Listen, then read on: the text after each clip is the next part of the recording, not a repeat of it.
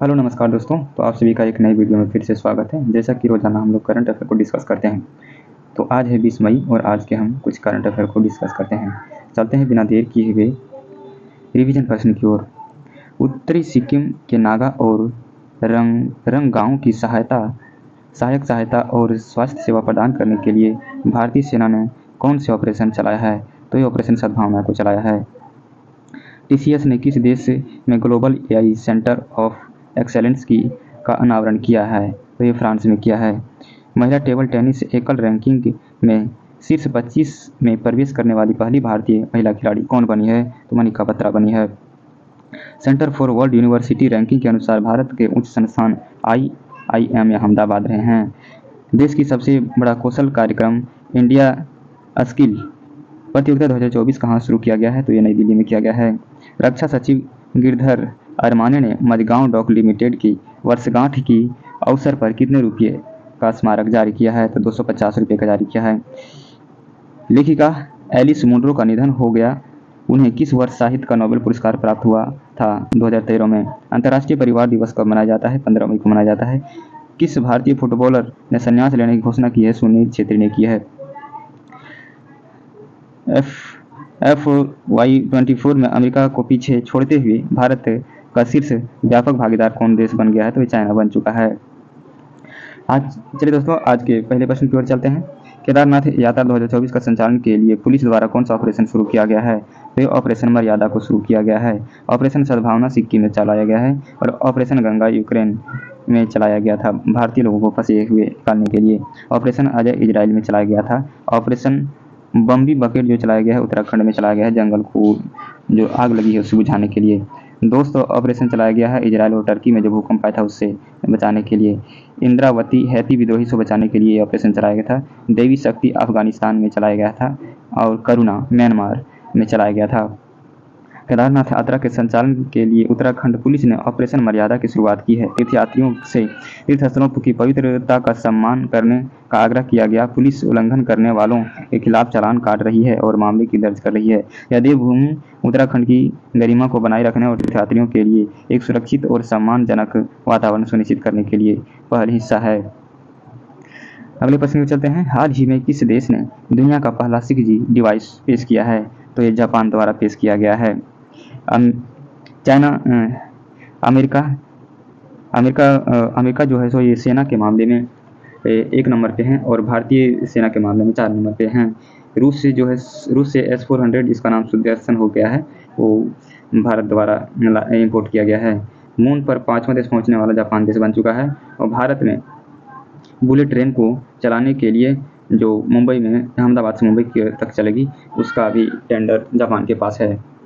Japan ने दुनिया का पहला 6G प्रोटोटाइप डिवाइस पेश किया है। यह 5G से 20 गुना तेज होगा और 100 गीगाबाइट 100 GB प्रति सेकंड की गति से डेटा संचालित करेगा। वर्तमान में 5G का सैद्धांतिक अधिकतम गति 10 GB पर सेकंड है।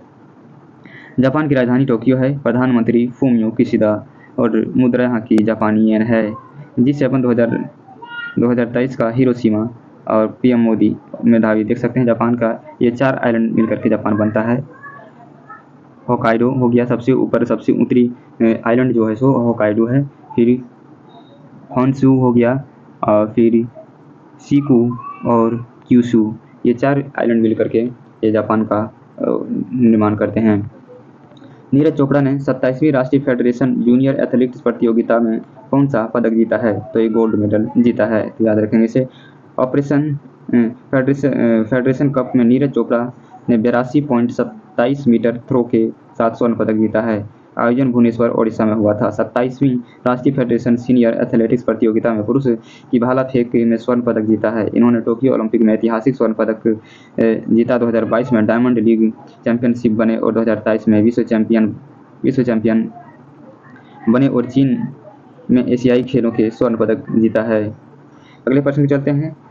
किस लेखक को साहित्य अकादमी फेलोशिप पुरस्कार से सम्मानित किया गया है? तो ये रस्किन बॉन्ड को सम्मानित किया गया है। जॉर्ज गोस्पिडिनोवा को दिया गया है बुकर पुरस्कार, बुकर प्राइज है 2023 का। ठीक है। प्रभा वर्मा को व्यास सम्मान 2023 का मिला है और एम कृष्णन को संगीत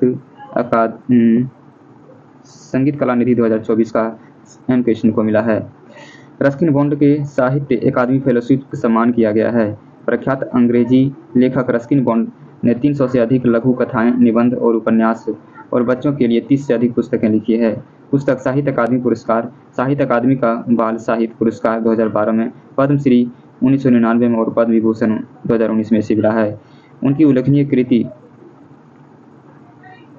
वर्जेंसी in the valley, angry river, too much trouble, ये सब इसके बुक हैं, तो इसको याद रख सकते हैं। अगले प्रश्न को चलते हैं। हाल ही में फोनपे ने भारत के किस पड़ोसी देश में यूपीआई भुगतान लॉन्च किया है? तो श्रीलंका में लॉन्च किया गया है। बांग्लादेश, मैत्री पाइपलाइन बांग्लादेश और इंडिया के बीच में बिछाया जा रहा है। भूटान में मेघदूत भूटान में मेघदूत चलाया गया है, ऑपरेशन मेघदूत। और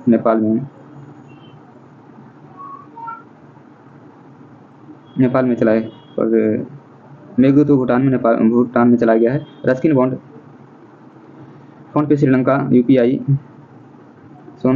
ने श्रीलंका यूपीआई ट्रांजैक्शन के लिए लंका पे के साथ साझेदारी की है। श्रीलंका में फोनपे यूपीआई लॉन्च किया गया, जिससे श्रीलंका जाने वाले भारतीय पर्यटक आसानी से पेमेंट कर पाएंगे।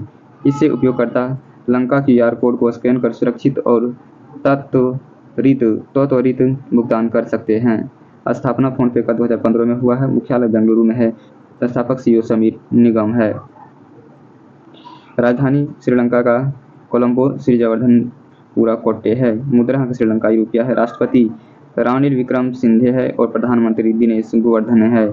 श्रीलंका का अभ्यास है मित्र शक्ति और सिरिनक्स श्रीलंका में होता है। तो देख सकते हैं श्रीलंका का ये कोलंबो पोर्ट, जो कि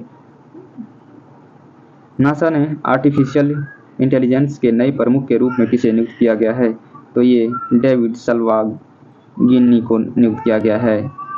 नासा अमित छेत्री जो है नासा के मून टू मार्स ऑपरेशन चलाया है और अजय बांगा वर्ल्ड बैंक के अध्यक्ष हैं।